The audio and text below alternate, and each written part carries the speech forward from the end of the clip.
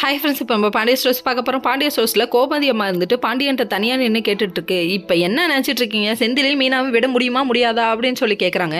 கேட்டோடனே ஏன் அவங்க எங்கேயுமே போனதில்ல, ஒரு தடவை சினிமாவுக்கு போயிருக்காங்க. ஐயோ என்னையா நடக்குது, கல்யாணம் ஆகி 6 மாதம் ஆச்சு, ஒரு தடவை சினிமாவுக்கு கூப்பிட்ருக்கீங்க, அது குடும்பமாக கூட்டாக போயிருக்கீங்க, எங்கேயா அவங்க ஜாலியாக இருப்பாங்க, ஏன் இப்படி இருக்கீங்க, இந்த காலத்துலேயும் கூட்டாக குடும்பமாக சேர்ந்து கும்மி அடிக்கணும்னு நினச்சா லைஃப்பில் செட் ஆகுமாயா அப்படிங்கிற மாதிரி இருக்குது. அவங்களுக்குன்னு ஒரு லைஃப் ஆசை இதெல்லாம் இருக்காதா அப்படிங்கிற மாதிரி இருந்தது. நம்ம பாண்டியனுக்கு என்னத்தான் அட்வைஸ் பண்ணாலும் மரமண்டையில் ஏறாது. கடைசியில் என்ன சொல்லிட்டாங்க, கொடைக்கானல் கூட்டு போகணுமே சொன்னல, அந்த கொடைக்கானல் எப்படி போணுச்சுன்னு தெரியும் இல்லைன்னு சொல்லிட்டு அவங்க வந்துட்டு குத்தி காமிச்சிட்டாங்க.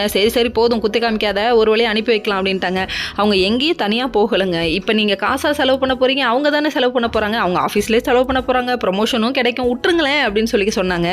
காசுக்காக யோசிக்கிறாரோ பாண்டியன்னு சொல்லி யோசிச்சாலும் ஏங்க லேக்ஸ் கணக்கில் செலவு பண்ணிருக்கீங்க தங்கமயில் கல்யாணத்துக்கு, இவங்களுக்கு செலவு பண்ணால் என்னங்க, தப்பு இல்லைங்க, விட்டுருங்க, எங்களுக்கு என்ன பெருசாக செலவாக போகுது அப்படின்னு அவங்க யோசிக்கிறாங்க. அப்புறம் ஒரு வழியாக சம்மதிக்க வச்சிட்டாங்க.